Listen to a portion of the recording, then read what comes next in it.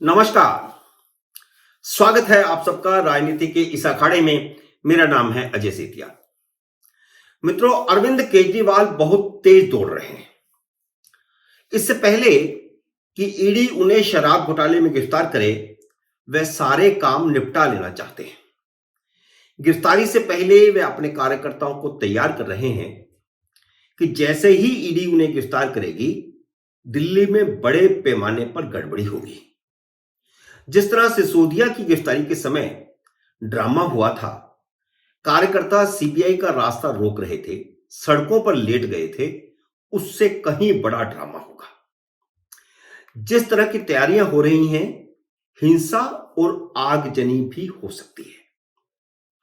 केजरीवाल अब तक 3 बड़े कदम उठा चुके हैं।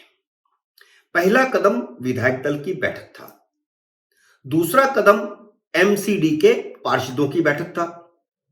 सबसे बड़ा कदम आम आदमी पार्टी के कार्यकर्ताओं की बड़ी बैठक का हुआ है, जिसमें केजरीवाल ने 2014 के मुख्यमंत्री बनने के 48 दिन बाद दिए गए इस्तीफे की याद दिलाई है। तब उन्होंने कांग्रेस के साथ, कांग्रेस के समर्थन से मिलकर के सरकार बनाई थी, लेकिन 48 दिन बाद इस्तीफा दे दिया था। विधानसभा भंग करने की सिफारिश भी करती थी और विधानसभा भंग हो गई थी, क्योंकि उन्हें पूरा समर्थन नहीं मिला था और कांग्रेस के समर्थन पर सरकार बनी थी और वह कांग्रेस के समर्थन से सरकार उस समय चलाना नहीं चाहते थे। एक बार मुख्यमंत्री पद की शपथ लेना चाहते थे, वह उन्होंने ले ली थी। केजरीवाल ने 2014 की याद दिलाते हुए कहा है कि इस्तीफा वह अपने जूते की नोक पर लेकर के चलते हैं। मेरे ख्याल किसी मुख्यमंत्री ने आज तक यह नहीं कहा होगा कि वह इस्तीफे को, मुख्यमंत्री पद को जूते की नोक पर रखते हैं।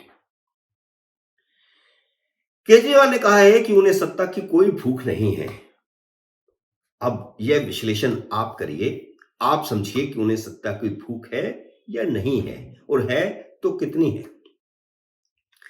साफ संकेत है उनकी भाषा का कि वह 2014 दोहराने की रणनीति बना रहे हैं।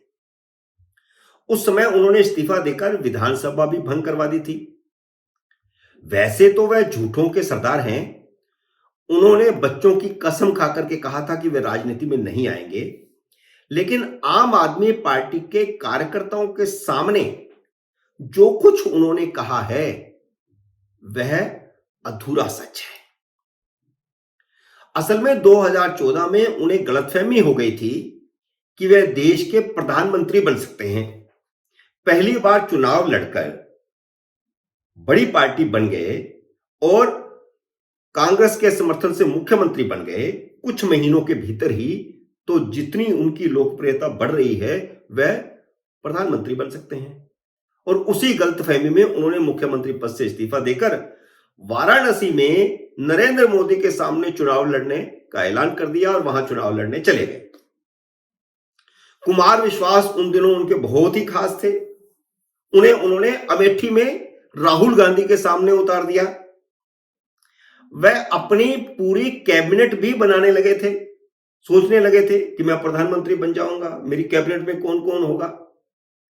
तो उस नाते उन्होंने महात्मा गांधी के पोते राजमोहन गांधी, योगेंद्र यादव, मेधा पाटेकर, मीरा सन्याल, राघव चड्ढा, आतिशी मारलेना, प्रोफेसर आनंद कुमार, आशीष खेतान को रखा था कि ये मेरे कैबिनेट के सदस्य होंगे, और इन सबको लोकसभा चुनाव मैदान में उतार दिया था। अब जितने नाम मैंने गिनाए हैं ना, उनमें से राघव चड्ढा और आतिशी मारलेना ही उनके साथ बची हैं, बाकी सब उनको छोड़कर जा चुके हैं। लेकिन हुआ क्या? हुआ ये कि दिल्ली में तो जो उम्मीदवार उतारे थे सब 4-4, 5-5, 6-6 लाख वोट से हारे। देश भर में सब उम्मीदवारों की जमानतें जब्त हो गई। 150-200 उम्मीदवार उतार दिए थे, ज्यादा ही बल्कि उम्मीदवार उतार दिए थे। लगभग सबकी जमानत जब्त हो गई। सिर्फ एक पंजाब था जहां से 3 सांसद जीत करके आ गए थे।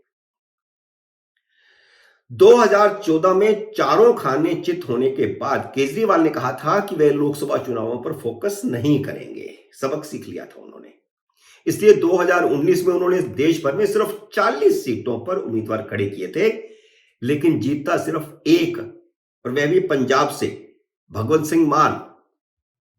पहली बार 2014 में तो 3 सांसद जीतकर आए, लेकिन 2019 में सिर्फ एक सांसद जीतकर आया, भगवंत सिंह मान। और जब वह मुख्यमंत्री बन गया तो उनकी सीट पर भी आम आदमी पार्टी हार गई। अब फिर उनको वही गलतफहमी हो गई है कि वे प्रधानमंत्री बन सकते हैं। पता नहीं वाराणसी में जाकर लड़ेंगे या नहीं लड़ेंगे, लेकिन उन्होंने कहा है कि आम आदमी पार्टी, भारतीय जनता पार्टी और कांग्रेस के बाद तीसरी बड़ी पार्टी है, और जल्द ही इन दोनों पार्टियों को पछाड़कर पहले नंबर की पार्टी बन जाएगी। अब उनको यह नहीं पता कि बंगाल में तृणमूल कांग्रेस उनसे बड़ी पार्टी है, भले ही वो एक क्षेत्रीय पार्टी है। तमिलनाडु में डीएमके उनसे बड़ी पार्टी है, भले ही क्षेत्रीय पार्टी है। इन दोनों पार्टियों के लोकसभा में भी सांसद ज्यादा हैं, राज्यसभा में भी सांसद ज्यादा हैं, विधायक भी ज्यादा हैं।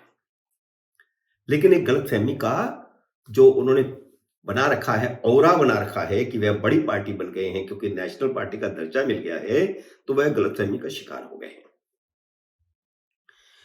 अब 2014 वाली गलतफहमी फिर से उनको आ गई है, क्योंकि आम आदमी पार्टी के विधायक सुनीता केजरीवाल को मुख्यमंत्री के तौर पर पसंद नहीं कर रहे हैं। यह इंडिकेशन तो साफ उनको मिल चुका है। इसलिए वह 2014 को दोहराने की रणनीति पर चल रहे हैं। भले ही वह जेल से सरकार चलाने की रायशुमारी का नाटक कर रहे हैं और इंप्रेशन यह दे रहे हैं कि उनको अगर गिरफ्तार कर लिया जाएगा तो वह जेल से सरकार चलाएंगे। अगर उनके साथ कोई तिया पांचा मोदी सरकार ने करने की कोशिश की तो वह सुप्रीम कोर्ट जाएंगे। बात बात में सुप्रीम कोर्ट तो चले ही जा सकते हैं।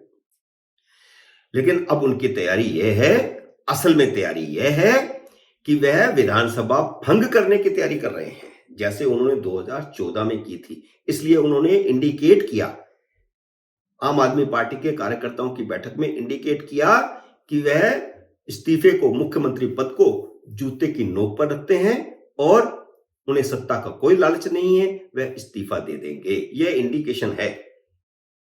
इसका मतलब साफ है कि जो कहा जा रहा है कि वे जेल से सरकार चलाएंगे, जिसके लिए रायशुमारी की जा रही है, वह सब ढोंग है।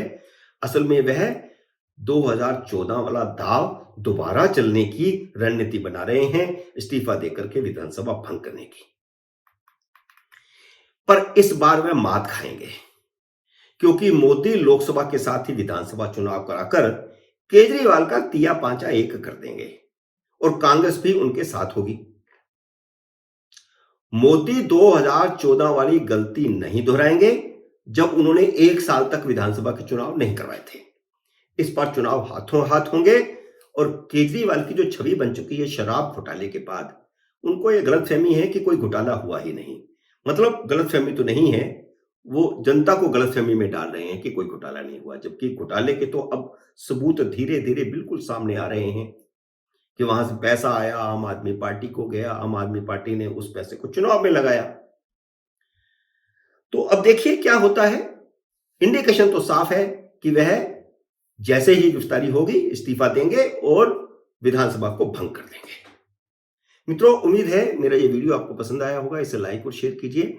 अगर आपने मेरे YouTube चैनल को अब तक सब्सक्राइब नहीं किया तो कृपया सब्सक्राइब करके अपना आशीर्वाद दीजिए और जाते जाते घंटी का बटन भी दबा दीजिए, ताकि जैसे ही मेरा नया वीडियो आए आपको सूचना आए। जल्द ही मिलते हैं अगले वीडियो में किसी नए विषय के साथ। तब तक नमस्कार।